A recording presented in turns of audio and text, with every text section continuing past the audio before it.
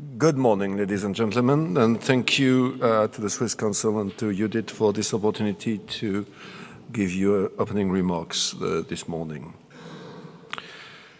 Well, it was considered maybe in some corners daring to boldly put the defense of open markets as the theme of today's discussion.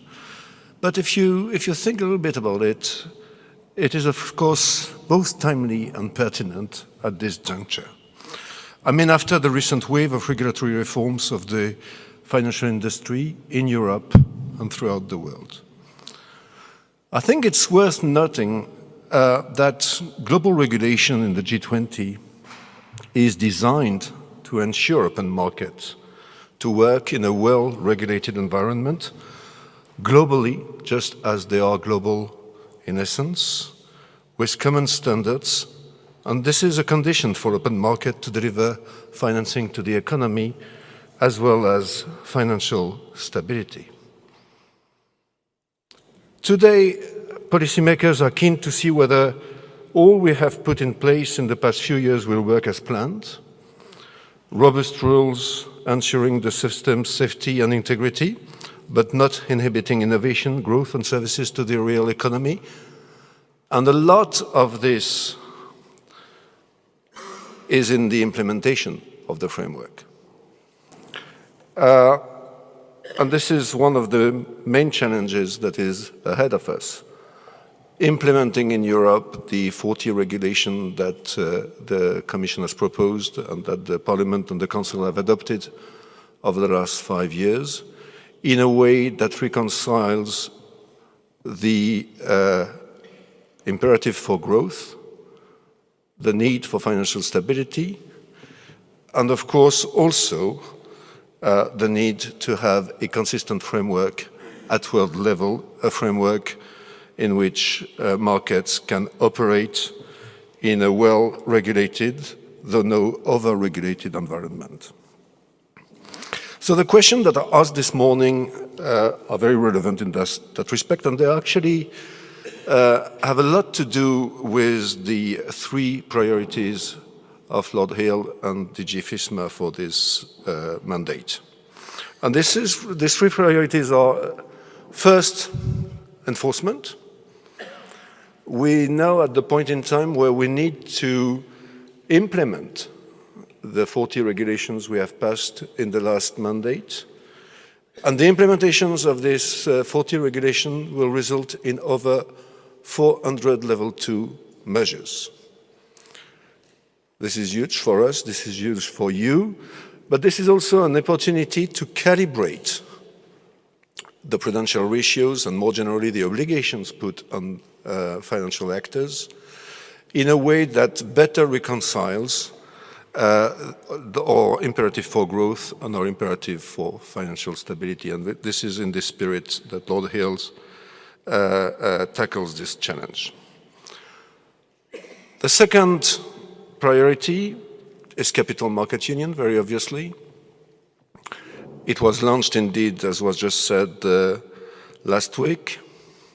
It has a number of characteristics. I will come back on this during my remarks.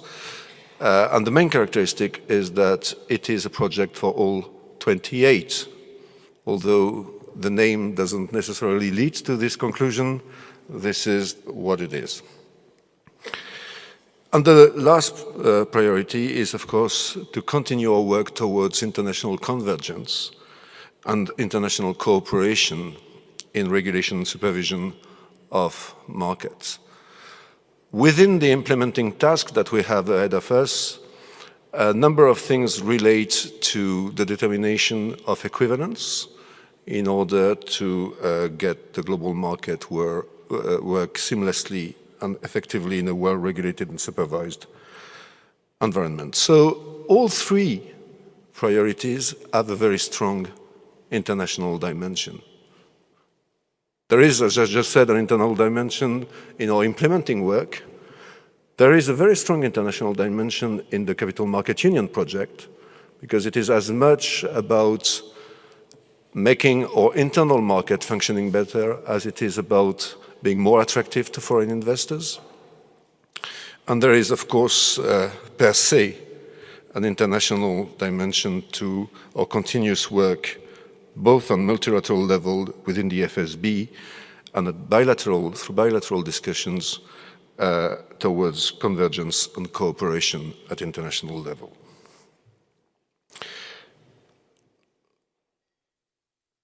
We are facing global challenges, and global challenges call for global rules.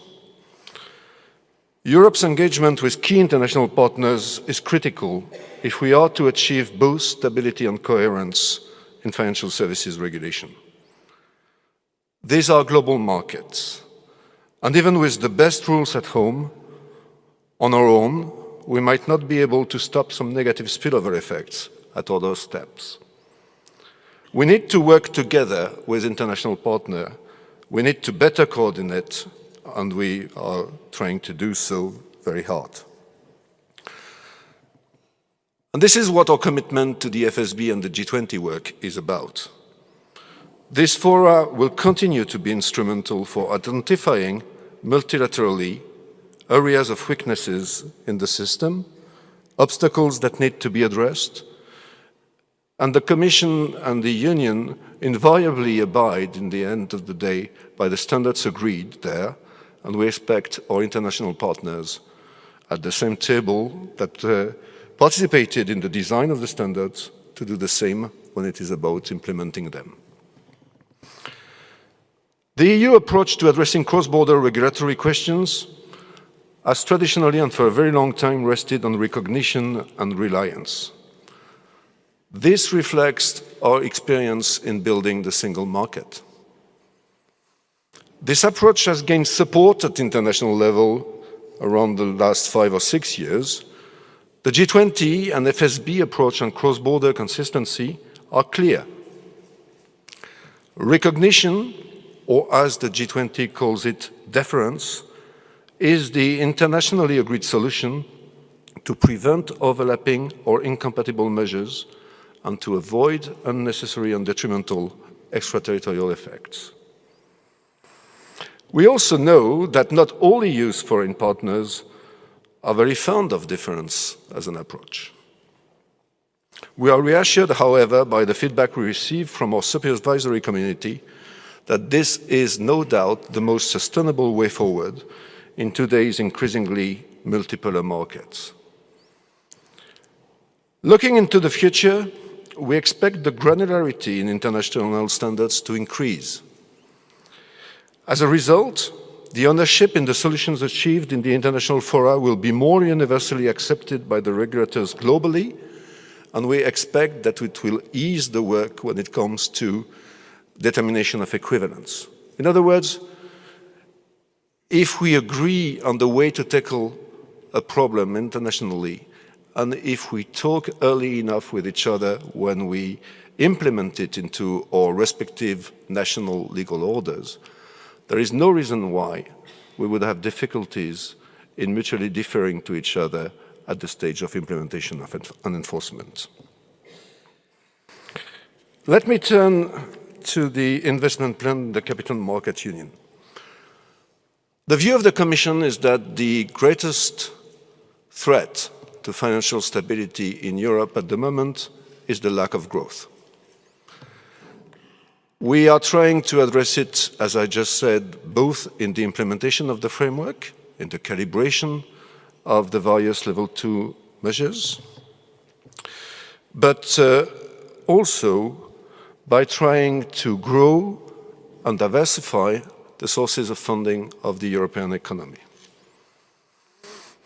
A short-term response is the Juncker plan, and I don't go into details here because it's not the topic of my remarks.